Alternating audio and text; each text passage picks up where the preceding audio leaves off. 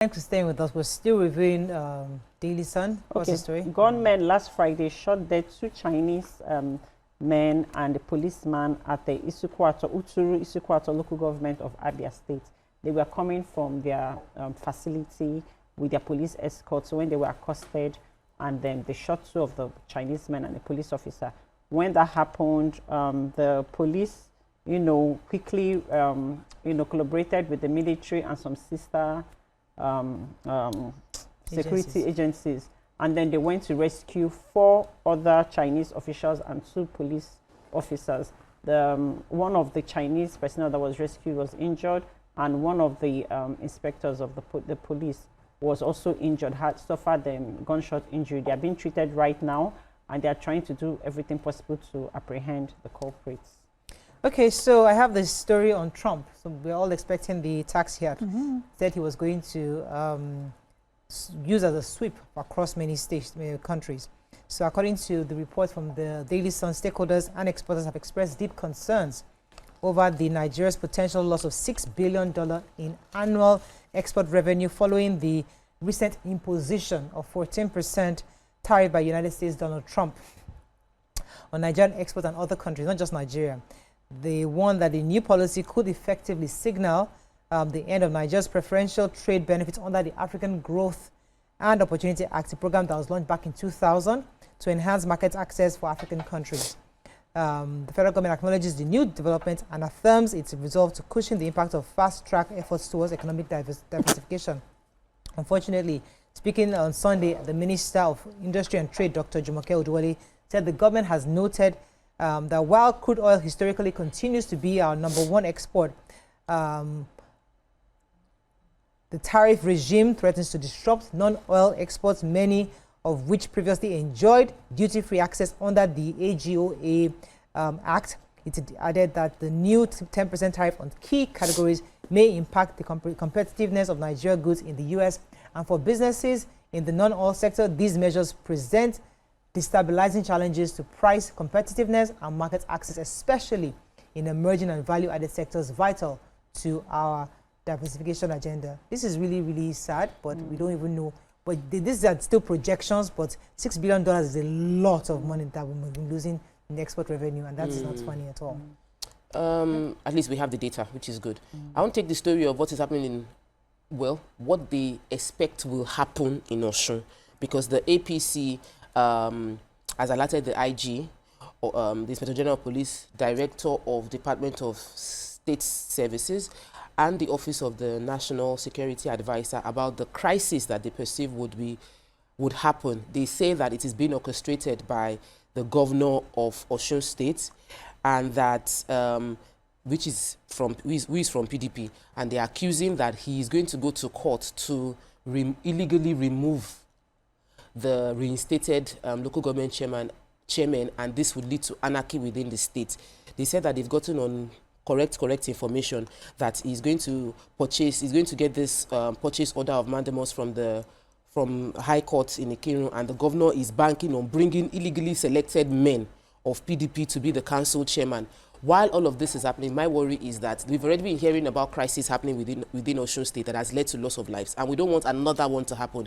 So on a bipartisan level, whether the case was brought by APC or brought by PDP, the people of Osun State, there should be no loss of life over the bringing in or removal of local government chairmen. Let the autonomy and the respect for the local government institution be respected by all parties involved.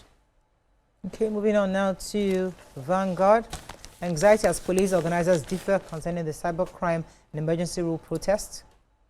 Umahi to Sanwo-Olu close Eko, Kata bridges, waterways.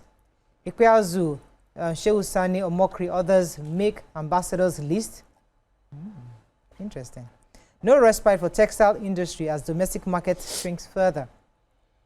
Lesser right, Keyamo says aircraft recovery now seamless. Tinubu SGF, others mourn as Oyo State Governor Nundoyo dies at 89. Police withdraw invitation letter to Emir Sanusi. Mufwang, Plateau attacks genocidal. And Trump's tariff over 50 countries ready to renegotiate, says U.S. official. Okay. Okay, so I have the Minister for Works. Minister for Works is still staying with us here in Lagos while he's working. He's presently asking the governor of Lagos State to close the waterways between the Kata and Eko Bridge. He said he observed the wreckage of dredgers' capsized boat during an inspection tour of the ongoing repairs under the deck and substructures of the Third Mainland Bridge, Eko Bridge, and Kata Bridge, and Ido Bridge and the Independence Bridge at the weekend. The minister explained that the capsized dredgers had caused immense damage to one of the piles of the Eko Bridge, and it will require an emergency repair. He said that he was surprised that dredging is still going on, and that even around the Third Mainland Bridge, he said dredger had hit a pier cap and the pier tumbled and they sunk. And he also saw very serious dredging along the Third Mainland Bridge, notwithstanding that the federal government, FEC, about 4 months ago, FEC had banned dredging along 10-kilometer radius of all bridges in Nigeria. And he was shocked to see this ongoing in Lagos. He also, in the light of the same conversation, mentioned the suspension of the Federal Controller of Works in Lagos, Olukorede Kesha, had been lifted.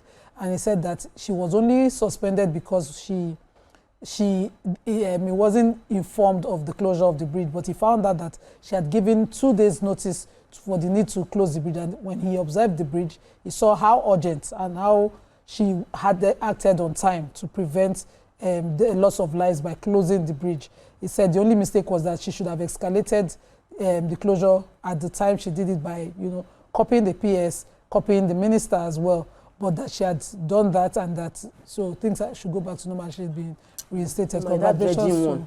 I'm happy she's reinstated, but the dredging one, I don't think we realize the danger, because when you take the sand from under the bridge, it affects the ability of the bridge. And we see it every time we are going. The dredging work is massive going on close to the bridge of Third Mainland, and because we want to make money, it should not jeopardize other people. So if you go under the Mautu Bridge now, yes, massive dredging. Massive dredging, washing of constantly the coastal area. We can't even turn. We used to be able to turn from First Stack under the bridge to Maza. It's impossible to do now. It's completely gone. We're selling the sand. The other side. We now need sand to reshore it up the when flooding dredgers are supposed to go get their sand in once, but they get it and they do their business close, and so there's no regulation.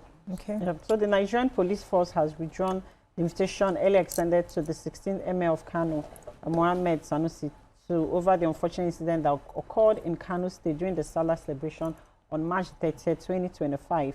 The invitation was initially issued to enable the Emir to come and provide his account of events that led to the breakdown of law and order in his state. But the eminent Nigerians, including businessman Atedo Peter's side, human rights activist Professor Chidi, and some other people, well-known groups in Kano, have condemned the invitation of the foremost Emir. So what is happening now is that the operatives of the Force Intelligence Department are mandated by the IGP now to proceed to Kano to obtain his statement. And what had really happened was that prior to the Doba festivals, which an Emir is supposed to lead a procession while riding on a horse, because of the issue happening between him, Alhaji Bayero, and Alhaji Sanusi, they were told by the IGP not to that should be cancelled. But yet the Alhaji Sanusi went ahead to do that, and it caused an unrest which led to the death of one person. So that's the investigation that is going on. Like, you were told not to do this, and now this has happened.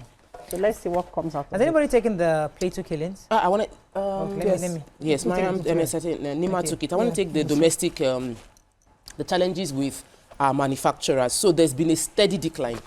Textile manufacturing in Nigeria used to contribute substantially to the GDP, but it is reducing every year. According to the Nigerian Bureau of Statistics, they lumped both textile production contribution as well as the footwear, that's the footwear data, and it is not looking good. They said most factories have stopped operation due to lack of enabling environment and inconsistency in government policy. This is the one that worries me, because if it's even maybe power and all of that, but the inconsistency in government policy causing us to lose money should be reviewed, because if we have made commitment and people have put money into, if they've invested into production, and then a policy now makes them lose money, nobody else wants to bring their fund into that same area, and we are losing a lot of money that could come in. They said that our export has increased, though, maybe because of the devaluation of the Naira. We seem to be exporting fabric, but local consumption, we're importing more, and we're not contributing much to the GDP as we used to contribute before.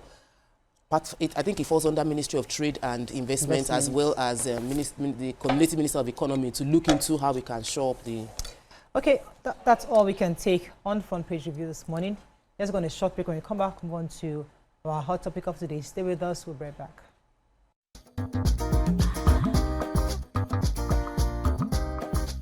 Stay tuned. Your View will be right back.